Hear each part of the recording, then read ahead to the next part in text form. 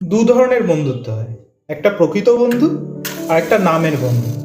প্রকৃত বন্ধু সবসময় আমাদের কাছে থাকে, তার সাথে ঝগড়াঝাটি হয়, ঝুটঝামেলা হয়, মারপিট হয়, আবার কথাবার্তা তার পরের দিন থেকে শুরু হয়ে যায়। আরেকটা আছে নামের বন্ধু। নামের বন্ধুটা কেমন আসুন দেখাচ্ছি। নামের বন্ধুটা ঠিক এই কফির মতন, এই যে কফি, ঠিক এই কফির মতন হয় নামের বন্ধু।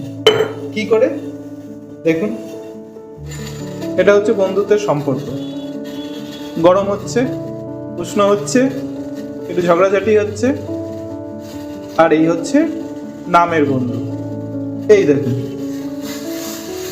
এই উষ্ণতায় পড়ার সাথে সাথেই নামের বন্ধু তার রং দেখাতে শুরু করে। এবার দেখে নিন আপনার নামের বন্ধুকে আর প্রকৃত বন্ধু, সেটা আপনি বেছে নিন।